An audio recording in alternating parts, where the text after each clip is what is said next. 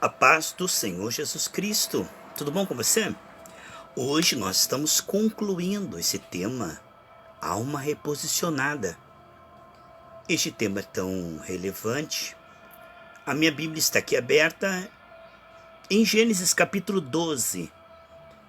Ora, disse o Senhor a Abrão: sai da tua terra, da tua parentela e da casa de teu pai, e vai para a terra que te mostrarei. De ti farei uma grande nação, te abençoarei, te agradecerei o nome, se tu uma bênção. Amados e queridos irmãos, a vida que o Senhor nos propõe é muito parecida com essa que Deus ofereceu a Abraão, só que ainda mais profunda porque é espiritual. Abraão vivia numa terra idólatra, vivia em Ur dos Caldeus. E Deus o chama para uma terra que ele não conhecia.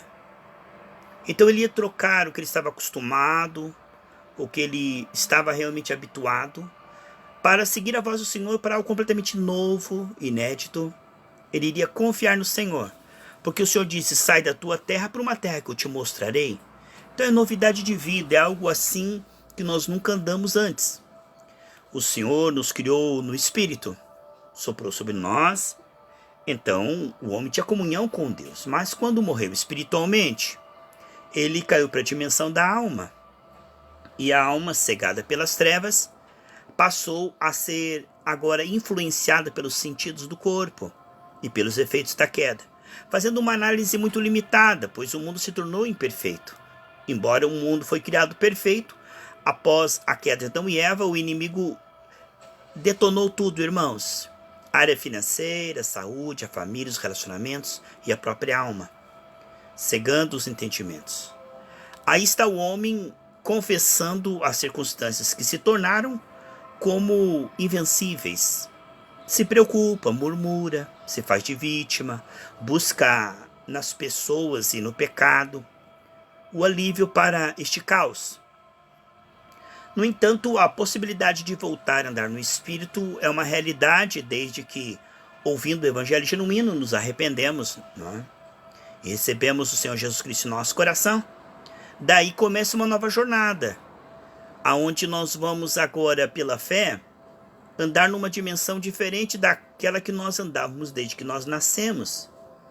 Porque o homem, desde a queda, a sua alma está sempre analisando o que ela vê, o que ela toca, o que ela ouve no natural, e está então ali na dimensão limitada do que se tornou. Agora o Senhor nos chama para a dimensão do Espírito, que é a liberdade, de contemplar a sua glória, de descobrir que em Cristo podemos não nos conformar e mudar todas as coisas no visível.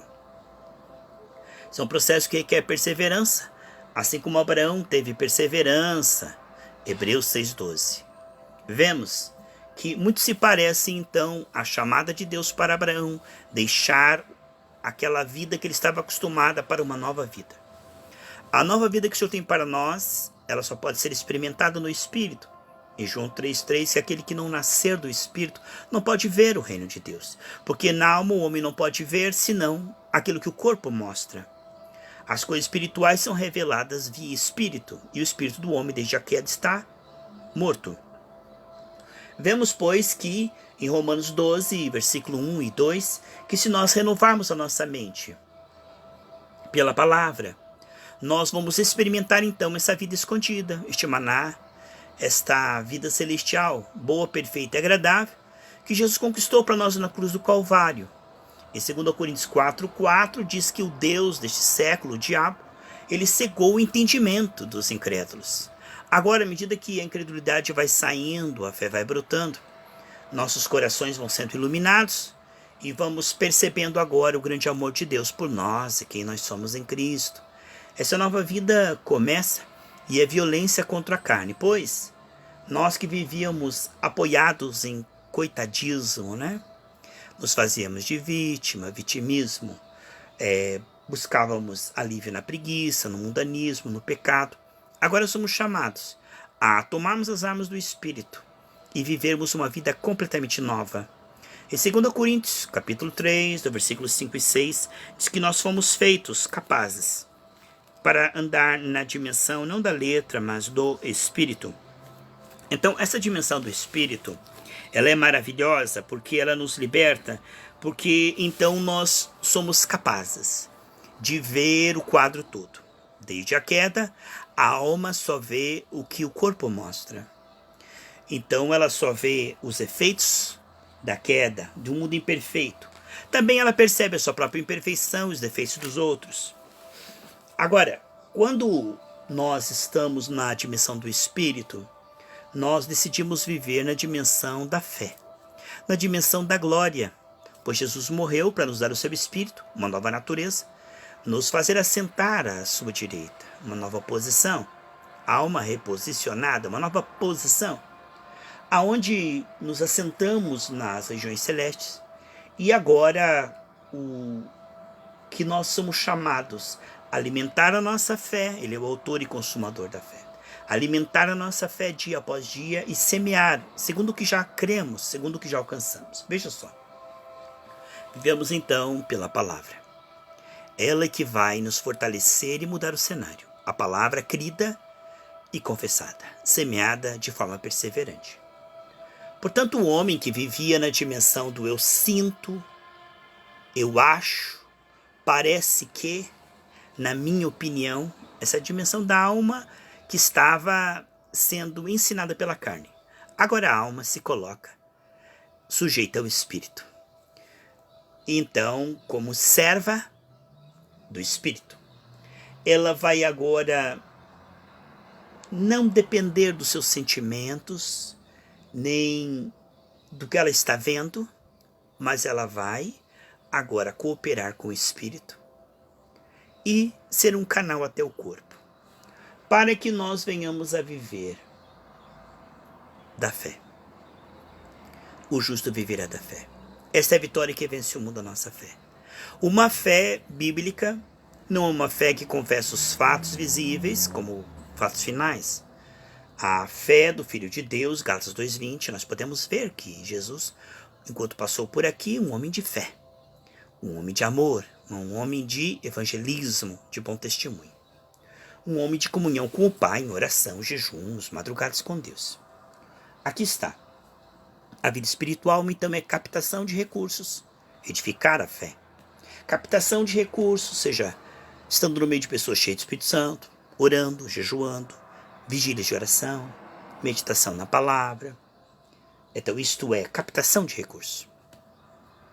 Enchendo a sua alma agora via Espírito, para que a fé vá brotando. E, como Deus dá semente ao que semeia, além da captação de recursos, somos chamados então a semear por fé. Por quê? Porque a semente é invisível. Você pode ver no visível a doença, sentir a dor. Você pode ver no visível, tirando o extrato bancário, tua conta no vermelho. Você pode ver no visível seu familiar na idolatria, ou doente, ou no mundo das drogas. Então, agora a alma, ela tem agora as informações que a sua carne dá, que o seu corpo mostra, e aquilo que o Espírito está derramando, que é a palavra. Que é a palavra, a palavra, a palavra. Portanto, nas regiões celestes, os valores espirituais, eu sou o que a Bíblia diz que eu sou, tenho o que a Bíblia diz que eu tenho e posso o que a Bíblia diz que eu posso. E agora esses valores realmente germinam e afetam o visível e o mundo visível na estação própria. Quando nós paramos de viver pelo que eu sinto, ficar prestando atenção no que eu sinto, ficar falando do que eu sinto, ficar falando do problema, da doença, da luta, e focar no Espírito, na palavra, na dimensão da glória, na realidade da fé, na realidade do que Deus é em mim e do que eu sou nele. Então, focado, direcionado, realmente voltado para Deus e para a sua palavra, nós vamos ser transladados. Assim, nossa alma vai sendo afetada por esta palavra. E ela vai conseguindo também adorar a Deus e ter fome de Deus. Minha alma tem sede do Deus vivo e da palavra de Deus. Aquela alma que se alimentava da carne, que era amiga do pecado, que era viciada na preocupação, na ansiedade, no medo, na dúvida, na carnalidade, na preguiça, na sensualidade, no orgulho, na competição, na imitação, na comparação. Hoje, a alma ela está sendo inclinada. É o que diz o Salmo 119, versículo 32 e 36. A palavra, à medida que você vai ouvindo ela vai tocando a tua alma, despertando a tua alma, iluminando a tua alma, de forma que agora novas sensações começam a brotar. O salmista diz no Salmo 56, versículo 3, um dia que eu tiver medo, eu decido confiar no Senhor. Quando decidimos no Espírito e continuamos alimentando nossa fé, essa fé vai afetar nossa alma. E como diz em Provérbios, esta fé vai afetar o próprio corpo. Nós vamos rejuvenescer, nós vamos ficar mais bonitos, porque vai vir mais paz, e a paz e a alegria formoseia o rosto. Você vai dormir melhor, se alimentar melhor, até o teu corpo vai sarar. Aqui no livro de Provérbios, fala que em Provérbios 3,16, que na sua mão direita está vida longa e saudável, e na sua mão esquerda está riquezas e honra. É a sabedoria, é a palavra. A Bíblia diz que a palavra de Deus, amados, ela é saúde para o nosso corpo também, não só para a nossa alma. Olha que coisa tremenda. A palavra de Deus é remédio para o espírito, porque nos salvou, o nosso espírito foi feito de novo e é igualzinho ao Senhor Jesus Cristo. Depois, a palavra está sarando nossa alma, nossas emoções, pensamentos, desejos, intenções. Maravilhoso. E também a palavra de Deus está curando o nosso corpo. Sabe, isto é maravilhoso, saber que até o corpo ele está sendo afetado pela palavra. A palavra cria uma atmosfera que afeta até as pessoas à nossa volta.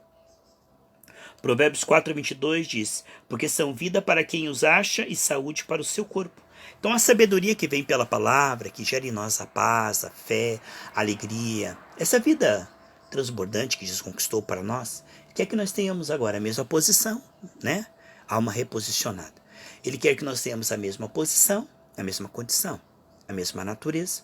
A paz que ele tem, a alegria que ele tem, o amor que ele tem, cada vez aumenta, amados. À medida que nos expomos à graça e nos nutrimos com graça, cada vez mais o fruto do Espírito Santo vai transbordando. É fruto, mais fruto, muito fruto. A vida cristã é progressiva. Assim como quando Adão estava longe de Deus, ele foi de mal a pior. Lá em Timóteo fala, 2 Timóteo capítulo 3, que os homens ímpios eles irão de mal a pior. É certo que o homem longe de Deus, ele está retrocedendo. Se você comparar os anos 70 para agora, como o homem retrocedeu. Ele avançou tecnologicamente, mas a nível de alma, a nível de relacionamento, o ser humano está retrocedendo cada vez mais. Ele está cada vez mais egoísta, sensual, avarento, orgulhoso, amante de si mesmo. Então, o que vemos, queridos e amados irmãos, é que a palavra de Deus mostra claramente que assim como o homem que se afastou de Deus foi piorando, piorando e piorando, o contrário também é verdadeiro. À medida que eu me aproximo de Deus, eu vou melhorando. Melhorando, melhorando, de glória em glória, de fé em fé.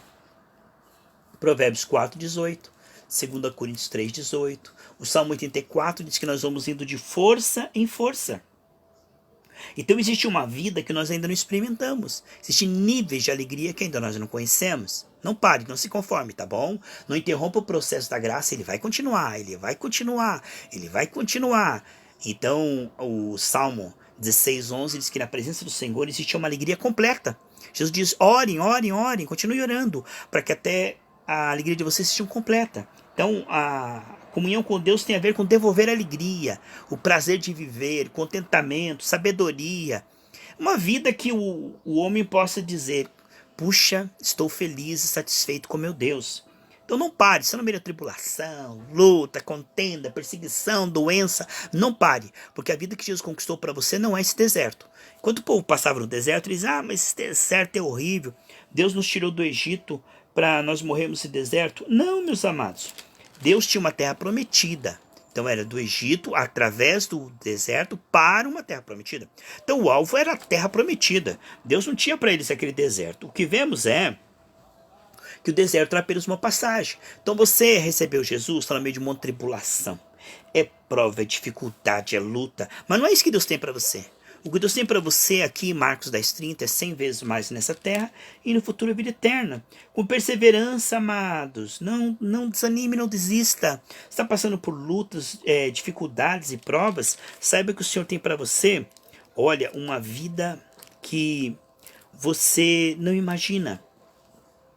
E se em 2 Timóteo 3:9 diz que eles vão de mal a pior, indo de mal a pior, indo de mal a pior, aprendendo e nunca melhorando, resistindo à verdade. Queridos, nós que estamos com o Senhor é de glória em glória. Queridos, a Bíblia mostra em Romanos capítulo 1 que o homem, desde que ele se afastou de Deus, ele se tornou cada vez mais animalesco. Por não glorificar a Deus, ele se tornou cada vez mais tolo, mais fútil. Sabe, amados? Agora, o que nós temos da parte do Senhor, é uma vida que estamos experimentando aos poucos. Eu sei que desde que você recebeu Jesus, aumentou um pouquinho a paz, um pouquinho a alegria, mas tem muito mais, irmãos. Olha, 2 Timóteo 3,13, mas os homens perversos irão de mal a pior, enganando e sendo enganados. Mas quanto a nós, iremos de melhor para excelente, amados. Há uma vida que é descortinada aos poucos, à medida que você vai se entregando, e você vai experimentando pequenos alívios. Jesus diz em Mateus 11:28, vinde a mim e você vai ter alívio. Mas se você aprender de mim, olha, aí tá uma coisa tremenda, aprender de mim. Não é só chegar na igreja e ser curado, ser liberto, receber uma bênção financeira, como aqueles 10 leprosos que receberam a bênção e foram embora. Não. Se nós continuarmos aprendendo a palavra, não vamos ter alívio temporário, vamos ter o quê? Descanso. A nossa alma vai chegar, como diz Hebreus 4, um descanso da fé, na estabilidade. Você sabe que a inconstância é coisa de menino, mas quando nós tornamos maduro, nós chegamos à estabilidade, maturidade e estabilidade, ou seja, nós vamos ter aquela segurança, aquela firmeza. Aqui em 2 João, a epístola lá antes de Apocalipse, 2 João, ele fala que aquele que permanece no ensino, lá no versículo 9, né? 2 João, versículo 9, que aquele que permanece no ensino, esse tem o pai e o filho, mas aquele que não permanece no ensino, esse não tem o pai e o filho. Então, a marca estrada de quem está vivo espiritualmente é que tem fome da palavra, entendeu? Se a pessoa não tem fome da palavra, ela precisa do quê? Ser ressuscitada. Ela precisa pedir uma oração de posição de mãos. Se ler a Bíblia é chato, se buscar a Deus é monótono, ela está morta espiritualmente. E Deus é Deus dos vivos, não dos mortos. O sinal de que eu estou vivo é que eu faço isso com alegria. Quando você consegue fazer as coisas de Deus com alegria, é porque é o Espírito que está te conduzindo. Mas quando é chato, é monótono, é pesado, é porque você está tentando, se esforçando. Por que aquela sarça ardia e não se consumia? Porque o fogo foi colocado por Deus. Então, o maior milagre, né? O Salmo 1 diz que aquele que meditar nessa palavra com alegria, com prazer, tudo que fizer prosperará. Então essa alegria no Senhor, ela foi perdida na queda. O salmista, quando pecou, o Salmo 51, ele escreveu, né? Senhor, torna-me dar um coração alegre, um coração voluntário. Devolve para mim a alegria da salvação. Então isso é essencial, amados. Muitas pessoas, elas citam lá, em João capítulo 8, né? Eles citam assim. Eles citam lá o versículo 32, né? João 8:32, assim, ó. Conhecereis a verdade, e a verdade vos libertará. Não é assim que eles falam? Só que se você ler lá, abre a tua Bíblia para você ver. João 8:32 diz assim, e conhecereis a verdade. Esse versículo, irmãos, é uma continuação. E conhecereis a verdade vos libertará. Mas sabe o que ele diz no 31? Se você permanecer no meu ensino, você vai conhecer a verdade. Então muitas pessoas, elas são rejeitadas porque elas rejeitam a palavra. Elas acabam apanhando o inimigo, né? E são destruídos por falta de entendimento. O entendimento, irmão, é realmente custoso. Por quê? Porque você para ouvir a palavra, parece que a carne não gosta, irmão. A carne parece que tem areia e dá preguiça e dá sono e tal. Então a carne, ela luta para não perder espaço. A carne luta, meus amados irmãos. Mas quando você tem disciplina e faz violência contra a sua carne e alimenta a sua fé. Irmão, é um milagre. Se você é uma pessoa que está ouvindo a palavra diariamente, está orando, está realmente buscando praticar segundo o que você já alcançou, você é uma alma reposicionada. Você é como Josué e Caleb no deserto no meio de 1 milhão de pessoas. É uma minoria da minoria. Assim como foi no tempo de Noé, diz o Senhor, será a vinda do Filho do Homem. Vendiam, compravam, iam para as festas. O que significam? O povo estava todo distraído, irmãos. O povo estava todo alheio a Deus. E não viu quando o dilúvio chegou. Assim a vida do Senhor, a grande maioria, irmão, não está preparando-se, se preparando, não quer nada com Deus, não. Só busca Deus por seus interesses aqui nessa terra, né? Mas buscar Deus pelo que Ele é, e se comprometer com Deus, e se arrepender, e se converter, são muito poucos. Sabe, a coisa mais linda, irmãos, é ver um cristão que recebe Jesus e segue Jesus até o fim, até o último suspiro. Coisa mais linda, irmão, o maior espetáculo para anjos, coisa mais linda, em si já é uma vitória, é ver uma pessoa dia após dia, após dia, após dia, e não desiste do Senhor, e na luta está adorando o Senhor, e na prova adorando o Senhor, e no tempo de bênção está adorando o Senhor, e não larga o Senhor, amados, e persevera até o fim. É como diz a Bíblia que Bartimeu era cego, e ele foi curado. Isso aí foi muito bom ele ser curado. Mas diz, e seguia Jesus pelo caminho. Essa foi a maior vitória de Bartimeu.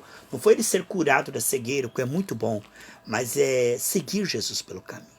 Uma coisa muito boa, queridos, é ver uma pessoa ano após ano, década após década, com simplicidade, com humildade, com coração ensinável, aprendendo, se humilhando, fazendo o bem, perseverando e indo até o fim. Porque melhor é o fim do que o começo, né, irmãos? Melhor terminar bem do que começar bem. Não adianta seguir o Senhor por alguns anos e depois desviar e dizer eu sou ex-crente, eu sou ex-evangélico. Não adianta nada. Porque aquele tempo que ele foi evangélico não será lembrado.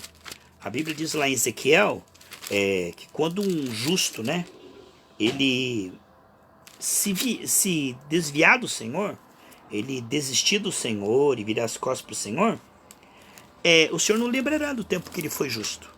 Então não existe negócio de ex-crente. Eu já fui evangélico, meu pai é pastor, a minha tia é diaconisa. Isso não existe, irmãos. Não existe isso. Quando uma pessoa ela recebe Jesus, ela está com Jesus. Mas se ela deixa Jesus, ela quebrou a aliança com o Senhor, porque o Senhor não abandona. Eu te darei o Espírito que estará com vocês para sempre. João 14, 21. Então o Senhor não nos deixa, não. Agora, nós podemos deixar o Senhor. É aquilo que diz lá que a porca voltou para a lama, né? Extinguiu o Espírito, irmãos. Então a pessoa pode receber Jesus e depois expulsar Jesus. Assim como no Éden, durante algum tempo, Adão e Eva viveram em comunhão com Deus, mas uma hora para outra viraram as costas para Deus. Eu não quero mais Deus. Então lá em 2 Crônicas 15, 2, assim, eu estarei com vocês enquanto vocês estiverem comigo. Se vocês me buscarem, vocês me acharão. Se vocês me deixarem, eu te deixarei. Quer dizer, então, o contrato pode ser quebrado do nosso lado a qualquer momento. Não é uma coisa forçada. Relacionamento é assim. Marido e mulher. Só porque casou vai ficar sempre? Não é. Tem que continuar o amor. É ou não é, irmãos? Então, assim com o Senhor também. Quando uma pessoa ela desiste do Senhor, lá em Tiago 4, assim, achegai-vos a Deus, ele chegará a vocês. Então, quando a pessoa vira as costas para o Senhor ele respeita.